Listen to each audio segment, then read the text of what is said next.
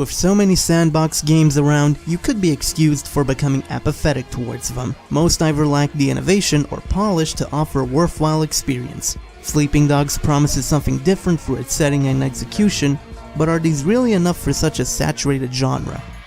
You play as Wei Shen, an undercover police officer on his quest to take down the Sun On Yee Triad. Throughout the experience, you have to maintain your fellow Triad's trust, while also keeping the police up to date. It's an interesting story that keeps the action going at a good pace and is by far the most realistic setting and narrative you're likely to see in a sandbox.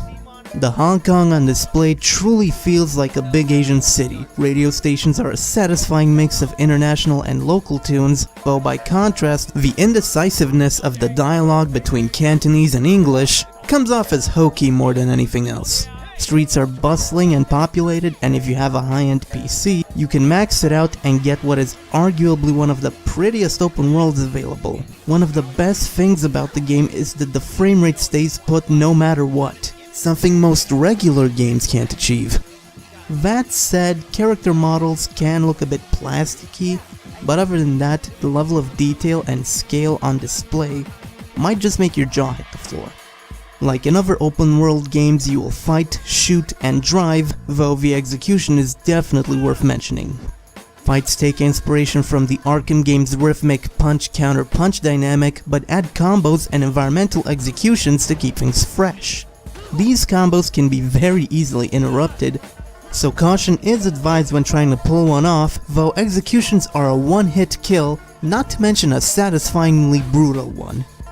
Doing well in fights is encouraged, as once you land enough successful hits, you enter Rage mode, in which Wei's attacks are harder to block and do more damage, not to mention that his health regenerates. However, you can always pass by a tea shop or eat some food before starting a mission to ensure health regeneration for a few minutes, a useful exploit you're likely to make use of. Driving is an arcade-like affair that demands simple coordination as opposed to a more demanding realistic model. Cars are responsive rather than sluggish, letting you focus on putting the pedal to the metal, but additions like the ability to initiate vehicular takedowns and carjack from one moving vehicle to another are definitely welcome. Shootouts are fast and furious thanks to responsive gunplay, and the ability to go into slow motion while vaulting out of cover makes for a satisfying experience, even if they are more rare than in other games of this type. The rationale for this is that Hong Kong has strict gun control, and the relative scarcity of the gunfights reinforces this. Your fists are your primary weapon. Side missions are the types you've probably done before a million times. There are races, dates, drug busts, and odd jobs, but once you're introduced to them, it's unlikely you'll do them again, even though they do offer rewards, simply because the story is more compelling.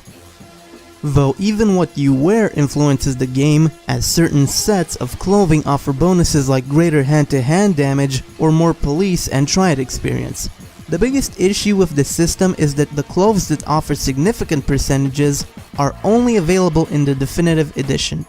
If all you have is the standard game, all you're getting is increments of 5 to maybe 10%, instead of 20 or even 30%. It's not game-breaking, as the game itself is fairly well balanced, and compensating with a bit of skill on your part makes it a non-issue, but if you don't want to worry at all, you will have to grab the definitive edition. Being an undercover cop means that you'll have 2 sets of missions to undergo, and Sleeping Dogs handles this in an interesting manner. You gain both triad and police experience, which unlock combos and perks for Wei. On a triad mission, inflicting as little collateral damage as possible earns you more police experience, though on police missions you simply receive police experience, but there is one catch. Being primarily a police officer, you will have more opportunities to earn police than triad experience, which means that if you aren't careful, you might not unlock all triad upgrades even by the end of the game, whereas you'll have no trouble at all getting everything from the police tree. Sleeping Dogs doesn't really revolutionize open world games, but it doesn't need to, as the execution is simply fantastic. The amount of enjoyment present in the experience comes as a pleasant surprise, and since it's also a reasonably long game, you will get your money's worth. The conventional storytelling is a disappointment, but this is still a modern classic. If you always wanted a trip to Hong Kong but didn't want to make great efforts, Sleeping Dogs has you covered. Hey, who are you? Well, who is anyone? When we are all each other, part of a single great organism that never dies. Ah, brother. So true, so true.